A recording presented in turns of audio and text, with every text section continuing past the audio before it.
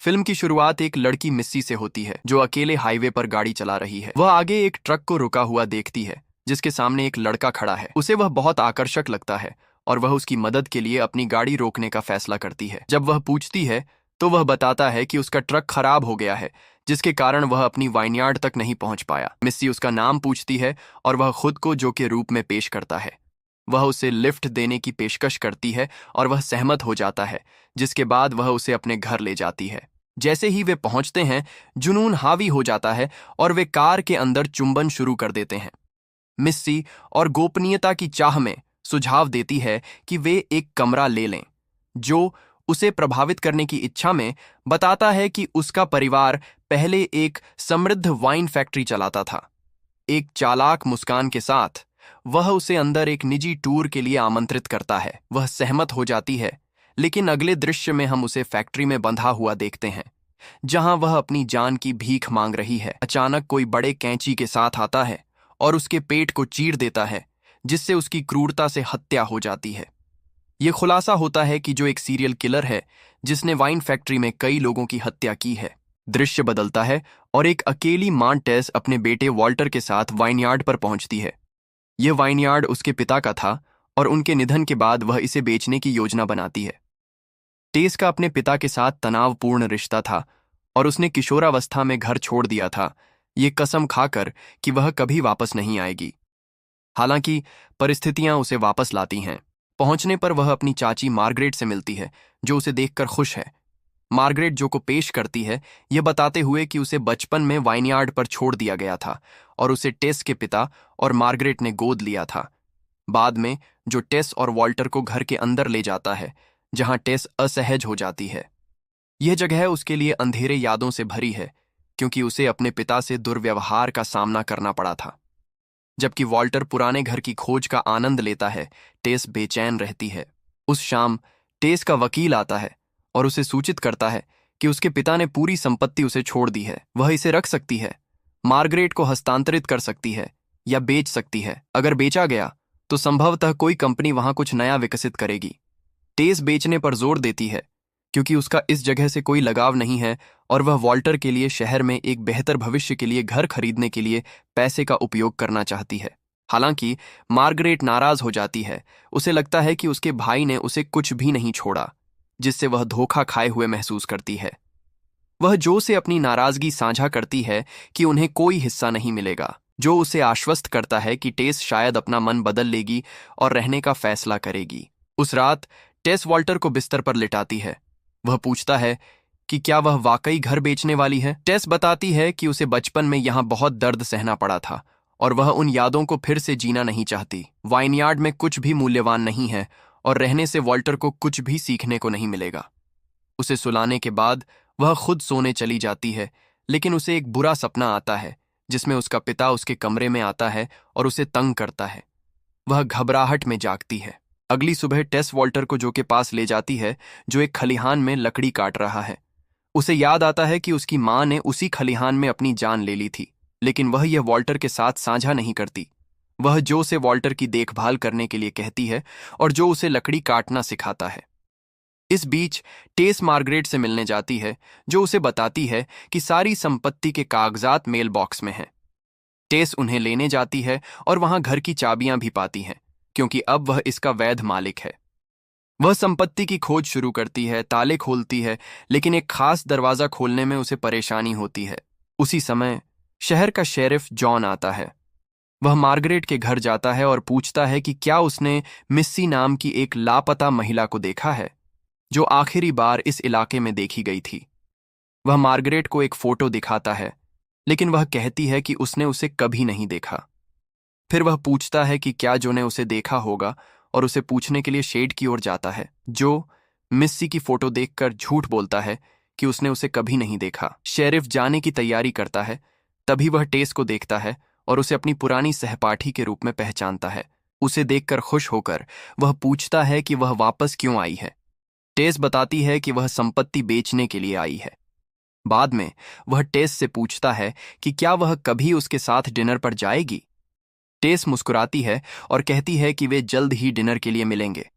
इस बीच जो वॉल्टर को कुछ मोड़ दिखाता है और बताता है कि वे कितने सुंदर हैं, खासकर उनकी लंबी रंगीन पूंछ। अचानक वे देखते हैं कि एक जंगली जानवर पिंजरे में घुस गया है और एक मुर्गी को घायल कर दिया है। जो वॉल्टर को पास ले जाता है और बताता है कि उन्हें मुर्गी को उसकी पीड़ा से मुक्त करना होगा। वॉल्टर हिचकिचाते हुए पूछता है कि कैसे, और जो उसे उसकी गर्दन तोड़ने के लिए कहता है। वॉल्टर ऐसा करने में असमर्थ होता है, इसलिए जो खुद ऐसा करता है।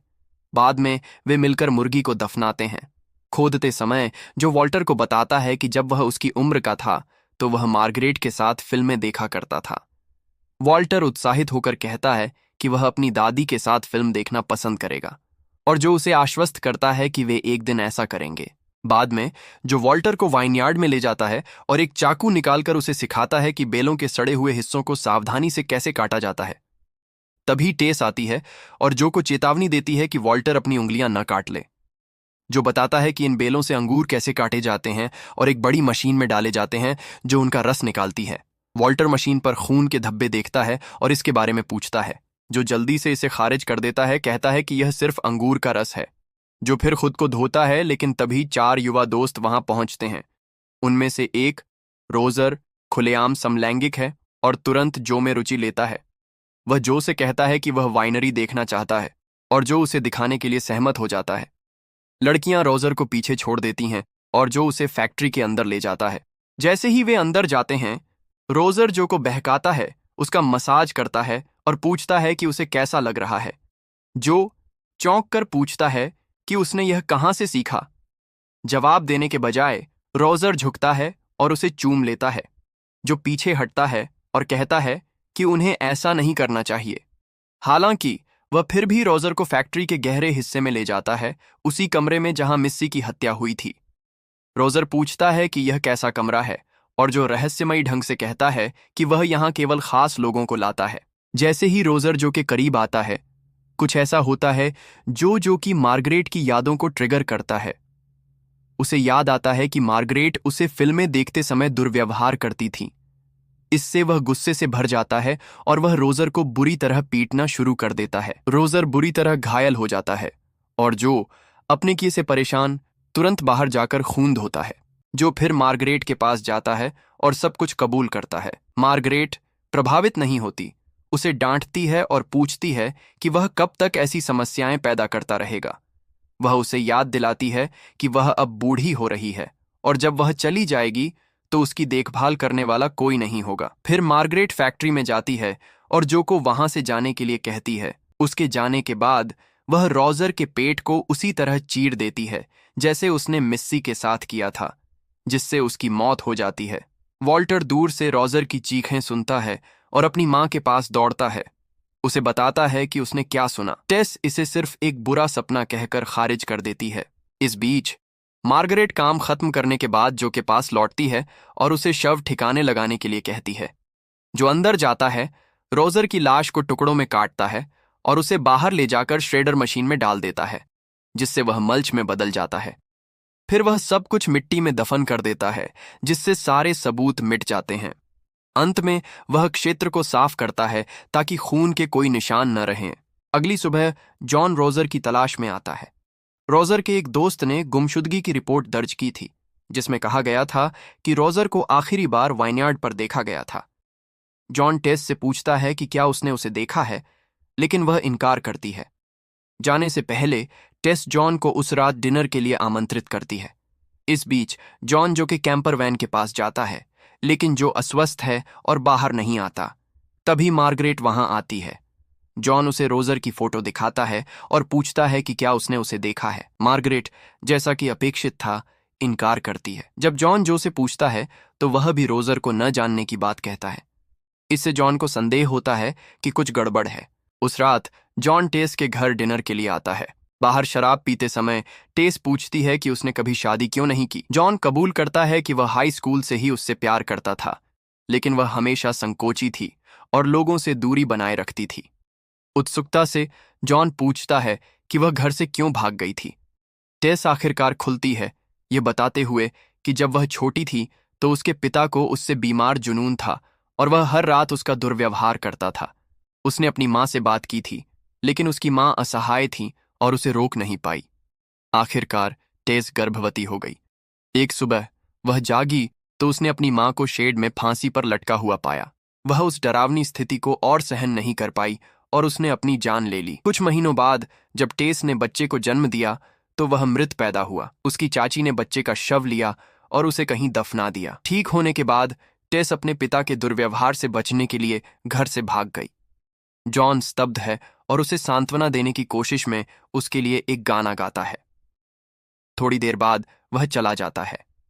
जैसे ही वह जाता है हम देखते हैं कि जो उनकी बातचीत को चुपके से सुन रहा था। इस बीच मार्गरेट भी गहरे विचार में डूबी है।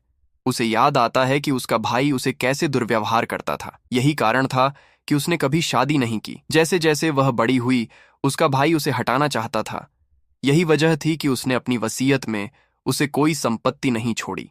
अगली सुबह जो वॉल्टर को मुर्गी के पिंजरे में ले जाता है और उसे उन्हें खाना देने के लिए कहता है। बाद में वह टेस को फैक्ट्री में ले जाता है। उसे दिखाता है कि वह अभी भी वाइन बना रहा है। जब वह उसे कुछ वाइन ऑफर करता है तो उसे यह पसंद आती है, जो अचानक उसे चूम लेता है और वे एक दूसरे के साथ अंतरंग होने लगते हैं। तभी वॉल्टर अंदर आता है और उन्हें देख लेता है। वह परेशान हो जाता है और तुरंत भाग जाता है। टेस उसका पीछा करती है ताकि उसे समझा सके, लेकिन जो रुकावट से निराश होकर एक वाइन की टोकरी को हथौड़े से तोड़ देता है। गुस्से से भरा हुआ वह बाहर निकलता है, अपनी ट्रक में बैठता है और गुस्सा शांत करने के लिए ड्राइव करके चला जाता है। टेस वॉल्टर को शांत करने की कोशिश करती है, उसे बताती है कि यह बस एक पल में हुआ, लेकिन वॉल्टर नाराज होकर कहता है कि वह अब यहां और नहीं रहना चाहता। टेस उसे आश्वस्त करती है कि वे जल्द ही घर बेचकर चले जाएंगे। तभी मार्गरेट टेस के पास आती है और बताती है कि वह भी जा रही है। वह टेस को आखिरी बार उसके साथ डिनर करने के लिए आमंत्रित करती है। उस रात जॉन को एक महिला का फोन आता है जो पूछती है कि क्या उसे रोजर मिला है। वह उसे आश्वस्त करता है कि वह जल्द ही उसे ढूंढ लेगा।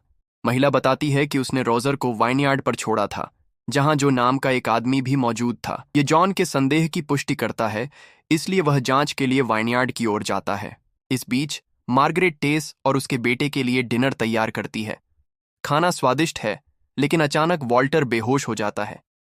जब टेस उसे जगाने की कोशिश करती है तो वह भी होश खो देती है। मार्गरेट ने उनके खाने में नशीला पदार्थ मिलाया था। उसका इरादा दोनों को मारकर संपत्ति पर कब्जा करने का है।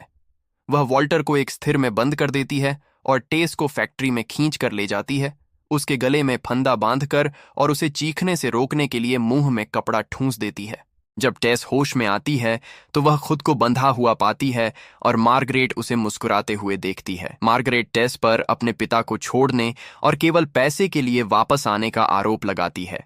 वह कहती है कि वह संपत्ति की असली हकदार है क्योंकि उसने सालों तक इसकी देखभाल की है। जब टेस अपने बेटे के बारे में पूछने की कोशिश करती है तो मार्गरेट बताती है कि वॉल्टर अब भी जिंदा है, लेकिन अगर टेस कागजात पर हस्ताक्षर नहीं करती तो वह उसे मार देगी। इस बीच जॉन अपनी जांच के लिए वाइनयार्ड पर पहुंचता है। उसी समय जो भी घर लौट रहा होता है। जॉन को मिस्सी की कार दिखती है और उसे एहसास होता है कि जो ने उससे झूठ बोला था।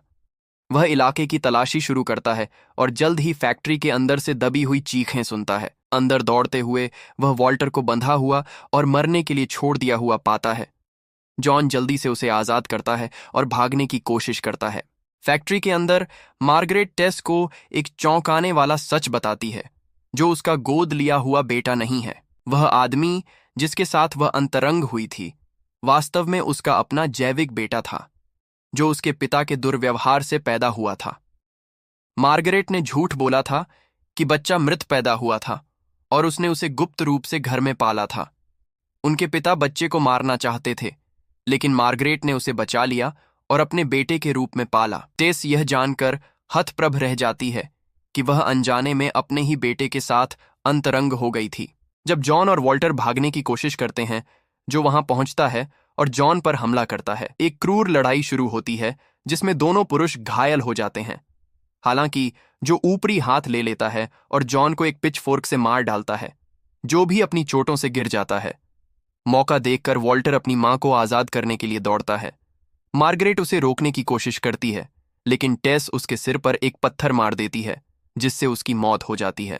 तभी जो होश में आता है और मार्गरेट को मृत देखकर गुस्से से पागल हो जाता है। वह टेस का गला पकड़कर उसे गला घोंटने की कोशिश करता है, लेकिन इससे पहले कि वह उसे मार सके, वॉल्टर जो कि जेब से अंगूर काटने वाला चाकू लेता है और उसका गला काट देता है, जो तुरंत मर जाता है। टेस अब आजाद वॉल्टर को लेकर वाइनयार्ड से चली जाती है। फिल्म का अंत हो जाता है। यह फिल्म वास्तव में 1926 और 1928 के बीच हुई वाइनविल चिकन कॉप मर्डर्स की सच्ची कहानी पर आधारित है, जिसमें वाइनविल में आने वाले युवा पुरुष रहस्यमय ढंग से गायब हो जाते थे। अपराधी एक 19 वर्षीय किसान था जिसने उनकी क्रूरता से यातना दी और हत्या कर दी।